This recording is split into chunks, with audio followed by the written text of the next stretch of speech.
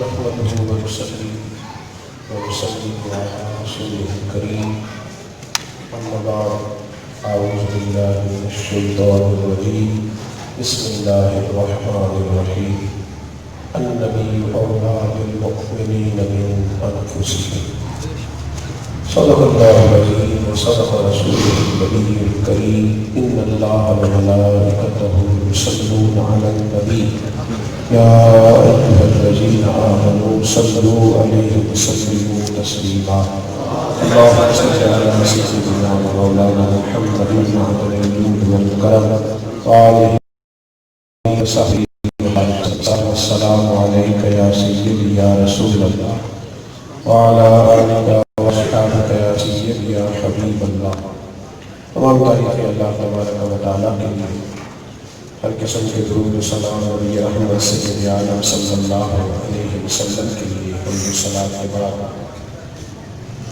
حضرت صاحبزادہ حقیقت صاحبزادہ پیر فرق حسن صاحب، سید محمد میاں صاحب، حضرت سیالوی صاحب، دیگر احباب وقار تاجدار ختم نبوت کانفرنس کے عنوان سے پروگرام سجا ہوا ہے۔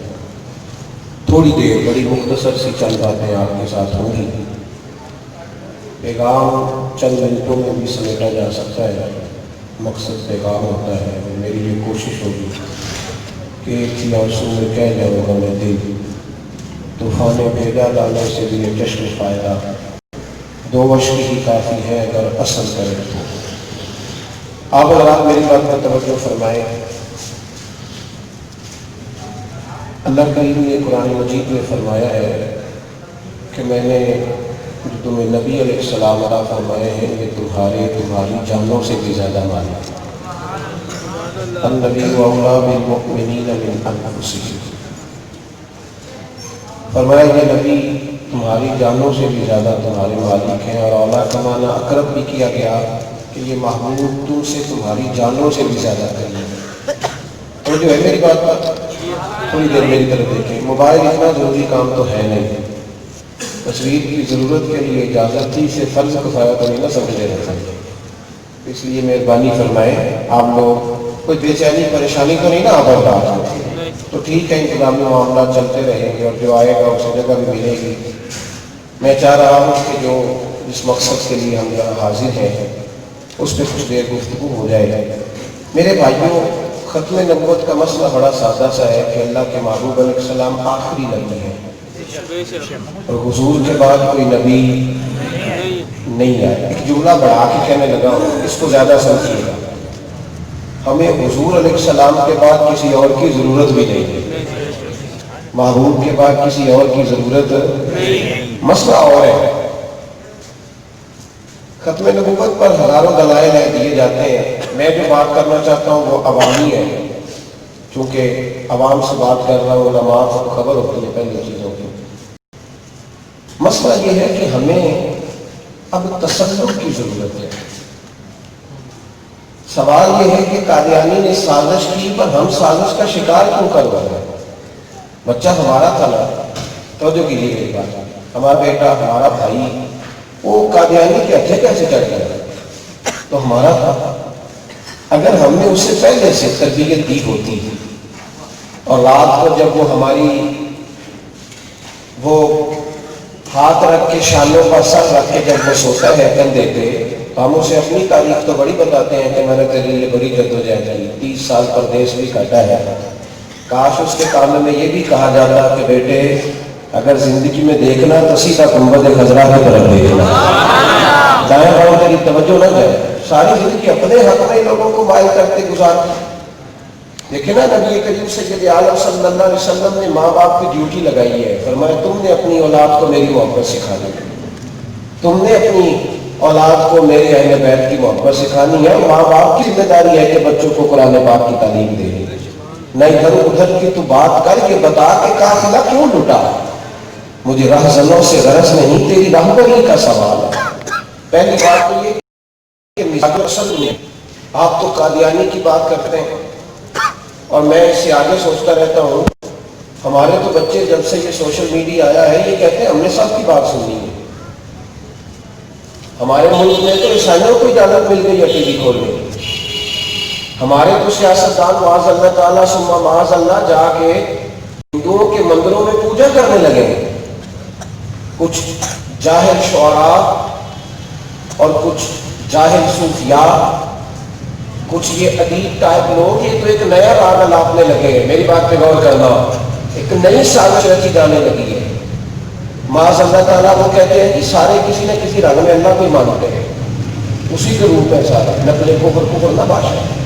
تو یہ تو ایک ایسی گمبھیر سازش ہے دنیا کو گلوبل ولیج بنانے کی، جس میں لوگ جکڑے جا رہے ہیں۔ اور ہمیں بھی بڑا شوق ہے، لوگ کہتے ہیں مولانا میں نے فلانے کی بات سننی ہے، پیر صاحب مجھے سننے تو دیں، وہ کیا کہتا ہے۔ تسلط جب تک پیدا نہیں ہوتا، ہم جب تک یہ سمجھ نہیں لیتے کہ سب سے اعلیٰ ہو اعلیٰ، سب سے بالا ہو اعلیٰ، جب تک ہم یہ اس بات کو سمجھ نہیں لیتے کہ میرے پاس جو سب سے زیادہ خیر کی اللہ نے مجھے عطا کر دی ہے، جو میرے حق میں سب سے زیادہ خیر ضروری تھی اللہ نے دے دی، اب مجھے دائیں بائیں دیکھنے کی ضرورت ہے۔ ہمارے ایک صوفی درویش بزرگ تھے، میرے پاس ایک دن آئے تو مجھے کہنے لگے مجھے نا صوفیات کے بارے میں ختم نبوت کا مسئلہ بتاؤ جو میری سمجھ میں آئے۔ پتہ نہیں میں آپ کے مزاج کے مطابق بات کر پاؤں کہ نہ پاؤں، پر چلو اثر کرے نہ کرے، سن تو لے میری فریاد، نہیں ہے داد کا طالب یہ بندہ ہے آزاد۔ کہنے لگے میری سوچ کے مطابق مجھے سمجھائیں۔ تو میں نے کہا کہ میں نے بابا فرید الدین گنجی شکر رحمۃ اللہ علیہ کے حالات میں ایک بات پڑھی ہے، میں آپ کو وہ سنا دیتا ہوں، شاید آپ کی سمجھ میں وہ بات آ جائے۔ کہنے لگے بتلائیے۔ تو میں نے ایک دفعہ بابا فرید صاحب جب مرید ہوئے نا خواجہ فخر الدین بختیار کاکی کے رحمۃ اللہ، تو حضرت خواجہ اجمیری بھی آئے ہوئے تھے اجمیر شریف سے، یعنی دادا پیر بابا فرید صاحب، وہ بھی حاضر تھے۔ خواجہ قطب صاحب بھی تھے، بابا فرید الدین بھی تھے۔ تو خواجہ قطب الدین صاحب نے اپنے مرید کی ڈیوٹی لگائی اپنے پیر کو روٹی دینے کی۔ کہنے آپ ابھی تک میری بات سمجھ نہیں پا رہے، سمجھ آ رہی ہے؟ نہیں، سبحان اللہ کے لیے تو میں نے کہا ہی نہیں، اس لیے کہ آپ نے مجھے راضی کرنے کو سبحان اللہ کہا تو آپ کو ثواب ہی نہیں ہوگا۔ وہ جو ہمارے ہاں زور لگایا جاتا نا اونچا سبحان اللہ کو زور لگاؤ، مجھے ابھی مزہ نہیں آیا، تو میں کہتا ہوں نہیں آیا آپ کو تو نہ مزہ ہے سبحان اللہ، تو پھر اس وقت کہنا ہے جب اللہ کو راضی کرنا ہوگا۔ اللہ کا ذکر ہے کہ کسی بندے کو راضی کرنا ضروری تو نہیں، اس میں نہ یہ داد ہے اور نہ اس کو دورے داد لینا چاہیے۔ تو آپ اس کو بھی توجہ کر لیں تاکہ میں جو پیغام آپ کی خدمت میں عرض کرنا چاہتا ہوں میں دے پاؤں آپ حضرات کو۔ میرے بھائی، خواجہ قطب الدین صاحب نے اپنے مرید سے کہا کہ میرے پیر کو روٹی دو۔ بیٹھے ہوئے تھے ہلکا بنا کے لوگ، اس میں حضرت خواجہ معین الدین اجمیری علیہ رحمہ بھی تھے، خواجہ فخر الدین بھی تھے، بابا فرید الدین بھی تھے۔ تو حضرت خواجہ فرید الدین روٹی لے کے اٹھے، کہا پیر صاحب کو روٹی دو۔ تو گھما پھرا کے نا تو پلیٹ لا کے پھر اپنے پیر صاحب کے آگے رکھا۔ حضرت خواجہ قطب صاحب نے جلال فرمایا، فرمانے لگے تمہیں کہا ہے پیر صاحب کو روٹی دو، تم نے میرے آگے رکھ دی ہے۔ حضور غلطی ہو گئی۔ پھر اٹھایا وہ پلیٹ، وہ پھر سے اٹھایا کھانے کا سامان، کچرا پیر صاحب کو دو، تو پھر گھمایا پھرایا اور لا کے پھر اپنے پیر صاحب کے آگے رکھ دیا۔ تیسری دفعہ کہنے لگے فرید الدین کیا ہو گیا ہے، سیانے آدمی ہو، تمہیں کیا اٹھاؤ پیر صاحب کو دو۔ تو بابا صاحب نے پھر اٹھایا اور گھما کے لا کے پھر اپنے پیر کے آگے رکھا۔ تو خواجہ قطب الدین ناراض ہو گئے، کہنے لگے تو کتنا بیوقوف ہے، میں کچھ کہتا ہوں تو کچھ کرتا ہے۔ جب وہ جلال کر رہے تھے تو خواجہ معین الدین اجمیری اپنی جگہ سے اٹھے اور اٹھ کے حضرت خواجہ قطب الدین کا ہاتھ تھاما، کہنے لگے قطب الدین اسے کچھ نہ کہے یار، اسے تیرے سوا نظر ہی کوئی نہیں آیا، اس کی غلطی نہیں، بریلی کے امام نے کیا درس دیا، انہیں جانا انہیں مانا، نہ رکھا غیر سے کہا للہ الحمد میں دنیا سے وہ سب مان ہے۔ جب بھائی وسوسہ تو اسے آئے گا جو دائیں بائیں دیکھے گا، ایکسیڈنٹ تو اس کا ہوگا جو دائیں ادھر دیکھے، ایسا ہوگا۔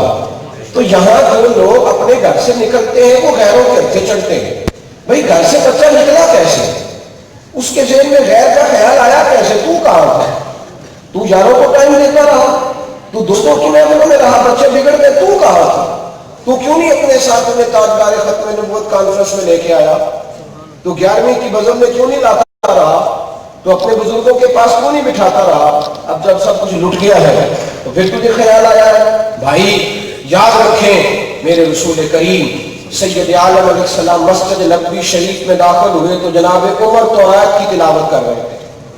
حضرت عمر کا تو بڑا شوق ہے نا، میں نے اس کی بھی سننی ہے تو میں نے اس کی بھی سننی ہے. جناب عمر معمولی آدمی نہیں.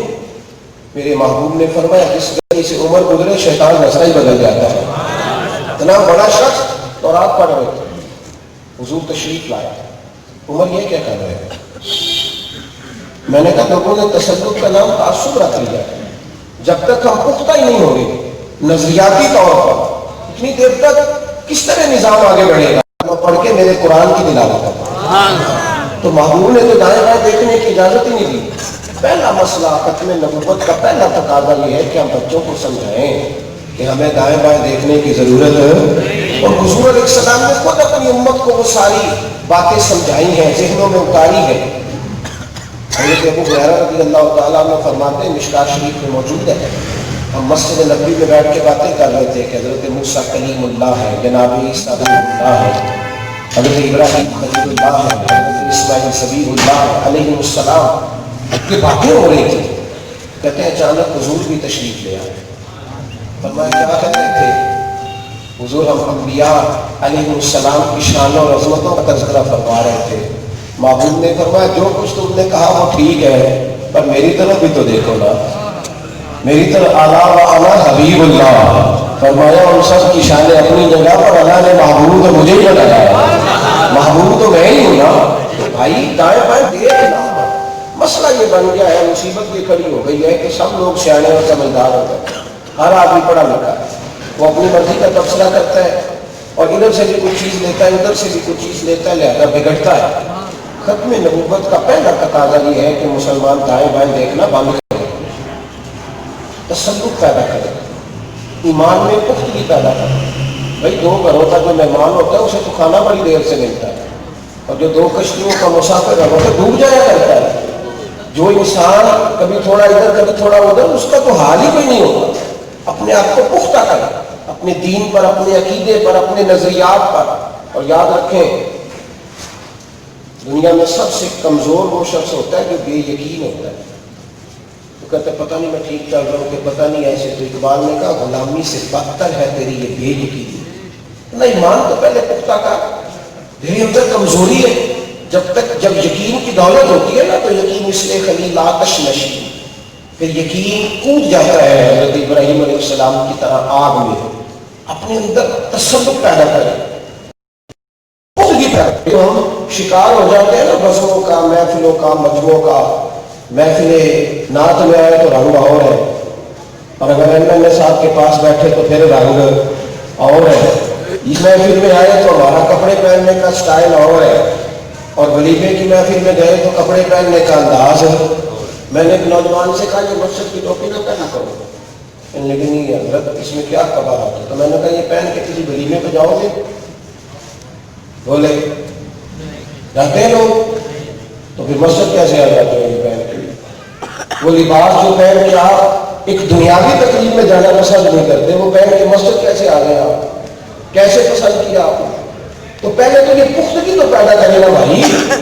پہلے ترجیحات تو بدلے، نظریات تو بدلے. صحابہ کرام یہ نہیں کرتے تھے کہ وہ کسی بادشاہ کی محفل، یہاں پہ لوگ عقیدے کا اظہار منبر پہ اور کرتے ہیں، نیچے اتر کے اور کرتے ہیں. کیسے لوگوں تک پختگی پہنچی؟ لوگ تقریروں سے پختہ نہیں ہوتے، اعمال سے پختہ ہوتے ہیں. آپ کے قریب رہنے والے لوگ زیادہ پختہ ہوتے ہیں. تو بھائی یاد رکھیں ختم نبوت کا پہلا تقاضا یہ ہے کہ پختگی. حضرت سلمان فارسی رضی اللہ تعالیٰ نے ایک صوبے کے گورنر بن گئے تھے. تو جو ہے میری بات، ہمارے یہاں تو ترجیحات بدل جاتی ہے نا. کہتے ہیں جی وہ آئے ہوئے تھے شیر صاحب، ان کے ساتھ پھر ایک غافسی بھی آ گیا تھا، تفصیلی بھی آ گیا تھا. تو مجبوری تھی کیونکہ ساتھ چودھری صاحب جو تھے. میری مجبوری رسول اللہ کا دین ہے یا کسی سیٹ کی جیل ہے؟ یہ کس طرح کی بات ہے؟ تو محبوب کریم سید عالم صلی اللہ علیہ وسلم کے غلام حضرت سلمان فارسی گورنر بن گئے. کھانا کھا رہے تھے، بہت سارے ملکوں کے سفیر وزیر بیٹھے تھے. کھانا کھاتے کھاتے ہاتھ سے لقمہ گر گیا دسترخوان پر، اور میرے حبیب پاک علیہ السلام نے فرمایا اگر دسترخوان پہ لقمہ گرے تو اٹھا کے کھا لیا کرو، اسے چھوٹا عمل نہ سمجھنا، اس کی برکت سے اللہ تمہاری بخشش فرما دے گا. حضرت سلمان فارسی کھانا کھا رہے ہیں، ہمارے یہاں پتہ نہیں کیا ہوا، آ نہیں گئے سب جگہ پہ جدید طریقے، تو کھانا کھا رہے ہیں، ایک لقمہ گرا دسترخوان پہ، حضرت سلمان فارسی نے اس کو اٹھایا، پھر کھایا، پھر انگلی سے دسترخوان صاف کر کے اپنی انگلی کو چاٹ لیا۔ ایک صحابی کان میں کہنے لگے حضور نہ کرے، بڑے بڑے وزیر آئے ہیں، کیا سوچیں گے، انہیں روٹی نہیں ملتی، نیچے سے اٹھا اٹھا کے کھا رہے ہیں۔ کان میں سرگوشی کی۔ بھائیو، مزہ جینے کا تب آتا ہے جب مصطفیٰ سے غلامی پختہ ہو، جب انسان کا معیار یہ ہو کہ بس انہیں جانا انہیں مانا، نہ رکھا غیر سے کام، للہ الحمد میں دنیا سے مسلمان گیا۔ کان میں سرگوشی کی تھی، چاہیے تھا حضرت سلمان فارسی بھی کان میں جواب دیتے، لیکن بھری بزم میں بول پڑے اور فرمانے لگے لوگوں کو کیا ہو گیا ہے، مجھے مشورہ دیتے ہیں کہ میں دسترخوان سے لقمہ اٹھا کے نہ کھاؤں۔ فرمایا ان 4 دنیا داروں کے لیے، ان 4 رئیسوں کے لیے میں اپنے رسول کا طریقہ چھوڑ دوں، ان 4 دنیا داروں کے لیے میں بدل جاؤں؟ اور پھر تھوڑے ہی لمحے گزرے تو آنکھوں میں آنسو آ گئے۔ ان کی تقریریں نہیں ہوتی تھی، ان کے جذبات کا اظہار ہوتا تھا، روح کی گہرائی سے جملے جو تھے وہ درد بن کے آنسوؤں کے رستے باہر آئے، اور جناب سلمان فارسی ہو پڑے، فرمانے لگے میں مدینہ سے کیوں بیچتا تھا، یہ جو میرے سر پر عزت کے بال ہیں یہ میرے مصطفیٰ کے اگائے ہوئے ہیں، یہ محبوب کی دی ہوئی عزت ہے، اور میں دنیا داروں کے لیے بدل جاؤں؟ جب تک تسلط نہیں پیدا ہوتا، یاد رکھیں ختم نبوت کا معنی یہ ہے کہ ہمیں اب کسی اور کی تہذیب کی ضرورت ہے، تو اگر تھوڑا سا ادھر سے لے لیا، تھوڑا سا ادھر سے لے لیا، رات کو ٹی وی پہ جو فیشن دیکھا سویرے اٹھ کے کر لیا، جو مزاج ہمارے میں بات نہیں آئی وہاں سے حاصل کر لی، اس کے مطابق ہم چلنے لگے، تو ختم نبوت کا پہلا تقاضا تو ہم نے سمجھا ہی نہیں۔ ایک دو باتیں اور عرض کرنی ہے، ان پر بھی غور کریں۔ ختم نبوت کا جب ہم نعرہ لگاتے ہیں نا، ایک بہت بڑی ذمہ داری امت پہ آتی ہے۔ جب آپ کہتے ہیں نا تاجدار ختم نبوت زندہ باد، ایک بہت بڑی ذمہ داری ہے، وہ کیا ہے کہ محبوب نے فرمایا بلغ عنی ولو آیا، میں آخری نبی ہوں، میرے بعد دین میری امت نے پھیلانا ہے۔ پھر مجھ سے اور آپ سے سوال ہوگا کہ بتا تو نے دین کی ڈیوٹی کتنی کی؟ یہاں میرے جیسے بہت سارے لوگوں نے دین کا نام لے کے اپنے قد تو بڑے اونچے کیے ہیں، میں علماء مشائخ نیک لوگوں کی بات نہیں کرتا، بڑی موجیں کی لوگوں نے، بڑا کچھ حاصل ہوا، لیکن دین کے لیے جو اخلاص کے جذبے ہیں، ہم لوگوں نے اب دین بھی، ہمارے یہاں 11ویں کی محفل ہوتی ہے، کہتے ہیں بڑا اچھا پوسٹر لگایا ہے، تو میں تو کہتا ہوں پوسٹر لگانا تو بدعت حسنہ ہے، یہ تو سنت سے اس طرح ثابت ہی نہیں۔ نبی پاک صلی اللہ علیہ وسلم کا طریقہ مبارکہ تو گلی گلی جا کے لوگوں کو پیغام دین دے رہا ہے، کبھی طائف کی سنت بھی ادا کرنا یہ بھی میرے نبی کا طریقہ ہے، کبھی یہ والی بات بھی ادا کرنا۔ بھائی ہمارا مزاج یہ ہے کہ بہت بڑا اجتماع منعقد کر کے لوگ سمجھتے ہیں ہم فارغ ہو گئے، بھائی دین کی ڈیوٹی کون دے گا؟ یہ جو چوک میں گلی میں 20 نوجوان کھڑے ہیں، انہیں خبر ہی نہیں کہ عقیدہ اہل سنت کیا ہے۔ مت سمجھو کہ سنی باپ کے گھر میں پیدا ہوا ہے وہ سنی ہے، اسے ابھی سنی ہونے کی ضرورت ہے۔ جب تک کوئی کسی بزرگ کی محفل میں نہیں آتا اور جب تک وہ صحیح معنوں میں اپنے نظریات اور افکار کو نہیں سمجھ آتا، گمراہوں کی گمراہی سے جب تک آگاہ نہیں ہو جاتا، ایسا نہ ہو کہ اس پورے کاغذ کو کوئی اٹھا کے لے جائے، اپنی مرضی کی تحریر نکلے۔ بہت سارا کام کرنا ابھی باقی ہے۔ آپ نے ساتھ نام لکھا ہے سیدنا حضور غوث اعظم رضی اللہ تعالیٰ عنہ کی 11ویں کا۔ حضرت غوث اعظم رضی اللہ تعالیٰ عنہ، مجھے کسی نے پوچھا تھا ایک دفعہ، ایک نوجوان نے کہ حضرت غوث اعظم کی زندگی کو 2 لفظوں میں سمیٹ دیں، تو میں نے کہا جس طرح مزدور اوور ٹائم لگا کے مزدوری کرتا ہے نا، غوث اعظم نے اوور ٹائم لگا کے دین کا کام کیا، مزدوروں کی طرح ڈیوٹی کی ہے دین کی۔ ہمارے طرح نہیں کہ پیر صاحب پچھلے چوتھے کمرے میں بیٹھے ہیں، ایک نے ٹیشو پکڑا ہوا ہے، ایک نے جوتے پکڑے ہوئے ہیں، 15 بندے آگے پیچھے پیچھے پیچھے ہٹ جاؤ، جتنا پروٹوکول وزیر کا ہے اتنا ہی پیر کا ہے، نہ کوئی وزیر سے مل سکتا ہے نہ ہی کوئی پیر سے مل سکتا ہے۔ اس طرح کام ہوتا ہے، لوگ ترس گئے، کہتے ہیں ہماری کسی تک رسائی نہیں، صاحب ہم کدھر جائیں، کس کو پکڑا سکتا کسی تک۔ ہمارے مشائخ جب زیادہ مصروف ہوتے تھے تو خلفاء تیار کر لیتے، کہتے تھے کہ پردان باڑی میں کیا بات فلاں بھی یہ بات ہے، وہ اب آپ کی بات سنے گا۔ بھائی حضور غوث اعظم رضی اللہ تعالیٰ عنہ صبح فجر کے بعد فقہ کا درس دیتے ہیں۔ حضرت عمر کہتے ہیں میں روتا ہوا اٹھا، آگے آگے وہ بیٹیاں یتیم اور پیچھے پیچھے میں، تو مجھ سے کسی نے کہا رو کیوں رہے ہو؟ تو فرمانے لگے یار رو اس لیے رہا ہوں کہ ابو بکر رستے کتنے مشکل کر گیا، کون ان کی راہ پہ چلے گا؟ جگر راہ وفا میں نقش ایسے چھوڑ آیا ہوں، میں جس منزل سے گزرا ہوں وہ اب تک یاد کرتی ہے۔ بھائی بڑا کٹھن وقت گزارا، کبھی اٹھاؤ نا زندگی حضرت مولا علی شیر خدا کی، کبھی پڑھو جناب عثمان غنی رضی اللہ تعالیٰ عنہ، ان کا نام لینا اور ان کے نام پر نثار ثواب کی بزم سجانا کتنا آسان ہو گیا ہے، لیکن شیر خدا نے ساری زندگی جہاد کر کے گزار دی۔ 9 سال کی عمر میں وعدہ کیا تھا معبود سے، انا حافظ کا یا رسول اللہ، انا ناصر کا یا رسول اللہ۔ 9 سال کی عمر کا وعدہ تھا، 63 سال کا وقت۔ کوئی بتائے بھلا کہ مولا علی شیر خدا کا اپنا مکان کہاں تھا، ذاتی جائیداد کہاں تھی؟ وہ تو ایک دن چوک میں کھڑے تھے کوفے کے اور کہہ رہے تھے کوئی زرہ خرید لے مجھ سے، اگر علی کا طامت پرانا نہ ہو گیا ہوتا تو میں زرہ کبھی نہ بیچتا، یہ پھٹنے کے قریب آ گیا ہے، کوئی خرید لو تاکہ میں تہمت نیا باندھ لوں۔ زندگی لٹا دی اور جب وقت وصال آیا تو پھر بھی شہادت لے کر کے وہ دنیا سے گئے۔ انہوں نے دین کو بڑا کچھ دیا۔ ہم تو روز مانگتے ہیں نا کہ کوئی ایسا وظیفہ بتائے جس کی برکت سے میرا کام ذرا تیزی سے چلے، صبح اٹھوں تو بس خزانوں کے منہ کھل جائے، لیکن وہ لوگ ساری زندگی یہ کہتے رہے کہ میری وجہ سے دین کا فائدہ کیا ہو سکتا ہے، میں کہاں کام آ سکتا ہوں۔ ختم نبوت کا ایک تقاضا یہ ہے کہ ہم دین کی نوکری کریں۔ اور ایک تیسری بات اس کو ضرور ذہن کے اندر رکھیے گا، جب ہم نے کہا کہ ہمارے نبی کریم صلی اللہ علیہ وسلم آخری نبی ہے، محبوب پاک علیہ السلام کے بعد کوئی دوسرا نبی نہیں آئے گا، پھر ہمیں اس بات کا محافظ بھی بننا ہے۔ قادیانیوں کا مسئلہ یہ ہے کہ آپ کے ملک میں نا لوگ بولتے نہیں ڈرتے ہوئے مذہبی لوگوں سے، ورنہ لیبرل لوگوں کی ایک بہت بڑی تعداد ہے اور وہ مختلف رنگوں میں مختلف انداز میں۔ ہمارے پنجاب کے صوبائی وزیر نے جو کہا تھا نا کہ کوئی مسئلہ نہیں ہے، ایک ہی بات ہے، تو یہ لوگ چاہتے ہیں، ان کو کہا گیا ہے کہ ایسا پاکستان بناؤ جس کے اندر کوئی، ہم آپ کے ملک کا ایک بہت بڑا کالم نگار ہے، ایکسپریس کا بہت بڑا کالم نگار، اس نے اس سال 14 اگست میں لکھا تھا کہ ریاستوں کا مذہب نہیں ہوتا، مذہب انسانوں کا ہوتا ہے۔ اس نے کہا تھا اسلامی جمہوریہ پاکستان نہیں ہونا چاہیے، خالی پاکستان ہونا چاہیے، ہر مذہب اپنی مرضی سے بات کرے۔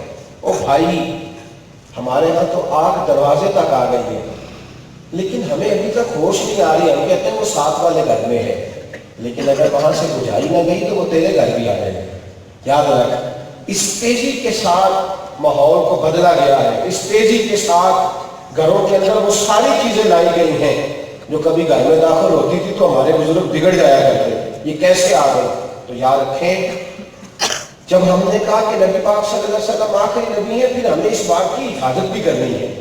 اب کوئی ہمارے نبی کا نام لے کر، ہاں کسی نے مرنا ہے وہ مرے، کوئی علیحدہ بات کرنی ہے وہ کرے، لوگ گمراہ ہو رہے ہیں، اگر جان بوجھ کر گڑوں میں گر رہے ہیں تو وہ گرے، لیکن دین کا نام لے کر، دین کا نام لے کر کسی شخص کو کسی بھی لحاظ سے کوئی زیادتی کرنے کی اجازت نہیں ہونی۔ قادیانیوں کا مسئلہ یہ ہے کہ وہ اسلام کا لبادہ ہوتے ہیں، اس بات کو ضرور سمجھ لیں آپ۔ ہمیں آج تک اصل مسئلہ بہت سارے دوستوں کو اس حساسیت کا پتہ نہیں ہوتا، وہ کہتے ہیں ٹھیک ہے کہ ایک آدمی اگر پہلا اپنی عبادت گاہ بنا کے کام کر رہا ہے تو آپ کو اس سے کیا اختلاف؟ ہمیں اختلاف یہ ہے کہ وہ مرزے کو معاذ اللہ نبی بھی مانتے ہیں اور پھر وہ اپنے آپ کو احمدی اور مسلمان کہلانے پر بضد بھی ہیں۔ کیوں ضد کرتے ہو جب تم دائرہ اسلام سے خارج ہو؟ تو بات ختم ہو گئی، نکل جاؤ کوئی اور۔ تو یہ لبادہ ہوگا اسلام کا، اور یہ کام ایک دفعہ نہیں ہوا، یہ 20 دفعہ ہوا ہے، اور آپ کے ملک میں درجنوں لوگ ایسے چھوڑے گئے ہیں جن کو اسلام کا لبادہ دیا جاتا ہے، اسلام کا لبادہ دیا جاتا ہے۔ اگر دنیا میں رہنا ہے تو کچھ پہچان پیدا کر، لباس کی ذمہ جہاں سینکڑوں راہزن بھی پھرتے ہیں۔ اگر ہمیں یہ پتہ ہے نا کہ جوتے کس دکان سے اچھے ملتے ہیں، اور اگر ہمیں یہ پتہ ہے کہ سیب کس دکان سے اچھے ملتے ہیں، تو ہمیں یہ بھی پتہ ہے دین کہاں سے خالص ملتا ہے، ہمیں یہ بھی پتہ ہونا چاہیے۔ ہمیں خبر وہاں آ کے ہم بھولے بن جاتے ہیں۔ ووٹ دینے کی دفعہ بڑے سمجھدار ہیں، پتہ ہے ہمیں کہ کون بندہ میرے پیچھے پہنچے گا تو دینے ہیں، تو یہاں بھی تھوڑی سمجھداری کا مظاہرہ کرو، اس پر بھی ضرور غور کرو۔ یہ اسلام کا لبادہ اڑ کر گمراہی پھیلا رہے، ہماری ذمہ داری ہے ہم ایک تو اپنے نظریات کو پختہ کریں دین حق پر، اور دوسرا آنے والی نسلوں کی حفاظت کریں، اپنے بچوں پہ نظر رکھیں، یہ کس کے پاس اٹھتے بیٹھتے، کن لوگوں کی بات سنتے، کن کے ساتھ ان کے تذکرے۔ بلکہ اگر میری گزارش سنیں تو جو علماء حق ہیں خود عام کر کے دیں اپنے بچوں کو کہ اس عالم کی بات سنو، اس شخص کے پیچھے لگو، بیٹا اس کی بات ہم کتنا انتظار کریں گے، جب بالکل ڈوبنے کے قریب کوئی آ جائے گا تب جا کے اس کا ہاتھ پکڑیں گے۔ اپنے بچوں کو مائل کریں، انہیں خود دیکھیے نا، اعلیٰ حضرت فاضل بریلوی رحمۃ اللہ علیہ اپنے دونوں شہزادوں کو پکڑ کے مارینا شریف لے گئے اور فرمایا بیٹے یہاں سے تمہیں فیض ملے گا۔ اپنے جو ہے وہ اساتذہ اور مشائخ کے ساتھ ان کی ملاقاتیں کرائیں، ان کو ساتھ رکھتے تھے۔ ہم انتظار کرتے ہیں جب بہت وقت بیت جاتا ہے پھر کہتے ہیں حضرت کو دم کر دیں تاکہ یہ صحیح ہو جائے۔ تو ختم نبوت کا مفہوم یہ ہے کہ ہمیں مضبوط ہونا چاہیے اس عقیدے پر کہ ہمیں کسی اور کی ضرورت نہیں، اور دین کا نام جو ڈر ڈر کے لیتے ہیں نا وہ بھی اس نظریے سے زیادتی کرتے ہیں، ڈر ڈر کے نام لیتے ہیں۔ میری آخری بات پر ضرور غور کرنا، حضرت جعفر طیار رضی اللہ عنہ، توجہ ہے میری بات کا؟ ہم نا بہت بڑے موقع پرست ہوتے جا رہے ہیں ماشاءاللہ۔ کچھ لوگ دیکھتے ہیں کہ میں نے یہاں کس طرح کی، کیونکہ بات کرنے کا سلیقہ ڈھابا آ جاتا ہے تو پھر لوگ دیکھتے ہیں کہ اس محفل میں کس طرح سے میں نے اپنا آپ منوانا ہے۔ اپنا منواؤ گے تو کتنی دیر لوگ مانیں گے؟ بہتر نہیں رب رسول کو منواؤ، وسیلہ بنو، ان کو منواؤ گے تو انشاءاللہ تمہارا بھی نام بچ جائے گا، بچ ہی جائے گا۔ اعلیٰ حضرت نے کہا بے نشانوں کا نشان مٹتا نہیں، مٹتے مٹتے بھی نام ہو ہی جائے گا۔ تو یہ نام بنانے کے چکر میں کام رہ جاتا ہے، پر نام کے چکر میں لوگ تو بگڑ جاتے ہیں۔ میرا نام ہی نہیں ڈھنگ سے لیا، میں کئی دفعہ محفل میں جانے کا اتفاق ہوتا ہے تو لوگ ترجیح دیتے ہیں، کہتے ہیں کہ 4-5 نام آپ نے اسپیکر پہ لینے، تو میں پوچھتا ہوں ان سے کہ یہ کس کے نام کی محفل ہے؟ کہتے ہیں حضور کے نام کی۔ تو میں نے کہا اس میں بندوں کا ذکر کرنا ضروری ہے؟ جس کے نام کی محفل ہے ٹھیک ہے، ہمیں بھی پتہ ہی ہے، اس میں افراد کا ذکر کرنا تو ضروری ہے۔ کس طرح میلاد کے جلوس کی قیادت کسی بندے نے کیسے کری؟ وہ تو نبی پاک کے نام کا جلوس تھا، کس کی ضرورت ہوئی کہ اس نے کہا حضور کے نام کا جلوس ہے میں اس کا لیڈر ہوں؟ یہ کیسے بات ہوگی؟ اس میں تو جو آیا ہے وہ میرے محبوب کا غلام بن کے آیا ہے، اور یہاں بچے گا وہی جو غلام بن کے رہے گا۔ تو مصلحت کوش نہ ہو، دین کے معاملے میں دیکھیں نا کہ یہاں کیا ہوگا، حق پہ رہیں، اور یاد رکھیں بندہ جب حق پہ ہوتا ہے تو رب کریم اس کی مدد فرماتا ہے۔ ان الذین قالوا ربنا اللہ ثم استقاموا تتنزل علیہم الملائکہ، اللہ فرماتے ہیں تو میرا نام لے کے ڈٹ جا، میں تو تیری مدد کے لیے فرشتے بھی نازل فرما دوں گا۔ حضرت جعفر طیار رضی اللہ تعالیٰ عنہ کہتے ہیں کہ جب ہم ہجرت کر کے حبشہ کی جانب چلے گئے نا تو قریش مکہ وہاں بھی ہمارے پیچھے پہنچ گئے۔ ابھی اسلام میں تھوڑے سے لوگ تھے، گنے چنے درجنوں لوگ، فرماتے وہ بھی پہنچ گئے اور جا کے نجاشی بادشاہ کو انہوں نے بڑی شکایات کی، اس نے ہمیں بلایا۔ توجہ ہے میری بات؟ ابھی ایک گاؤں پہ بھی اسلام کی حکومت نہیں ہے، کہتے اس نے بلایا اور بلا کر کے کہا کہ آپ اپنا نقطۂ نظر واضح کریں کہ لوگ آپ کے پیچھے آئے ہیں کہ آپ کے بارے میں معاذ اللہ طرح طرح کی باتیں کرتے ہیں۔ حضرت جعفر طیار فرماتے کچھ لوگوں نے میرے کان میں کہا کہ ذرا نرم رہنا، اس لیے کہ ابھی نیا نیا پودا ہے اسلام کا، ابھی اسلام طاقتور نہیں، ذرا نرم رہنا۔ حضرت جعفر طیار فرماتے میں نے اس شخص سے کہا تجھے تیری ماں ہوئے، اگر محبوب کے نام پہ بھی نرم ہی رہنا تو پھر حق کہاں پہ آ گیا؟ وہاں بھی نرم ہی رہنا ہے۔ کہتے ہیں نجاشی کے دربار میں کھڑے ہو کے اگر کوئی مجھ سے پوچھے تو حضرت جعفر طیار نے نجاشی کے دربار میں کھڑے ہو کے میرے نبی کا میلاد پڑھنا شروع کر دیا۔ تذکرہ وہی باتیں جو ہم میلاد میں کرتے ہیں، نبی کریم سید عالم صلی اللہ علیہ وسلم کے ذکر میلاد کی بزم میں جو بات، حضرت جعفر طیار کھڑے ہوئے اور فرمانے لگے او بادشاہ تو ہم سے ہمارے محبوب کے بارے میں پوچھتا ہے، حضور کے بارے میں سوال کرتا ہے تو سن پھر ہم تو بیٹیاں زندہ دفن کر دیتے تھے، ہم تو خون کے پیاسے تھے، بھائی بھائی کا دشمن تھا، یہ تو میلاد والے رسول آئے ہیں تو بیٹیوں کو عزت مل گئی ہے، بھائی کا بھائی سے رشتہ قائم ہو گیا ہے، ایک دوسرے کا بھرم بننے لگا ہے، ہم پیار کرنے لگے ہیں۔ اور فرمایا کہ جھوٹ بولتے ہیں یہ تیرے پاس بیٹھے ہیں کہ انہوں نے آ کے فتنہ برپا کیا ہے معاذ اللہ. فرمایا وہ تو جب سے آئے ہیں دنیا سے فتنے ختم ہی ہو گئے ہیں. تو فرماتے ہیں کہ میں نے نجاشی بادشاہ کے دربار میں حق کہہ دیا جو میرے دل میں آیا. فرماتے لوگ ساتھ والے خوف زدہ تھے جانے کیا ہوگا، لیکن جب میں نے بات کی تو نجاشی کہنے لگا تمہاری باتیں بتاتی ہیں اگر تمہارے سینوں میں ایمان اتنا مضبوط ہے تو مصطفیٰ کریم کا انداز کیا ہوگا. کہا جاؤ آزادی سے رہو، تمہیں میرے وطن میں کوئی شخص تکلیف نہیں پہنچائے گا. تو بھائی عقیدوں پہ مضبوط رہے. یہ جو کمزور باتیں کرتے ہیں نا، کمزور کچی باتیں، پتہ نہیں کیا ہوگا تو پتہ نہیں کس طرح ہوگا، تو نہ غلامی سے بدتر ہے قریب یقینی. تو رنگی چھوڑ کے یا رنگ ہو جا، سراسر موم ہو جا یا سنگ ہو جا. تو کھڑا ہونا سیکھ جا، تو ڈٹ جانا سیکھ جا. اٹھ باندھ کمر کیوں ڈرتا ہے، پھر دیکھ خدا کیا کرتا ہے. تو ہمت کر، میں اکیلا ہی چلا تھا جانب منزل مگر لوگ آتے ہی رہے پھر کارواں بنتا گیا. تو بھائی آپ کی خدمت میں بات یہ اس کی ہے، ختم نبوت کے مسئلے کا تقاضا یہ ہے کہ ہمارا دین پہ تسلط قائم ہو. دوسرا تقاضا یہ ہے کہ اب اس پیغام کو لے کے ہم باہر نکلیں. اور تیسری بات یہ کہ دین پہ ڈٹنا سیکھیں، مصلحت کا شکار نہ ہو. یہ باتیں ہمارے اندر آ جائیں گی تو بس مذہب تو خود بخود بھاگنے لگے گی، انہیں تو سر چھپانے کی جگہ نہیں ملے گی. دعا کرتا ہوں جو کچھ میں نے کہا اللہ توفیق عمل عطا فرمائے، اور مولا کریم اپنے محبوب پاک کے دروازے کی سچی گدائی عطا فرمائے. ہمیشہ مدحت خیر الانام میں گزرے. دعا ہے عمر درود و سلام میں گزرے. آخر دعوانا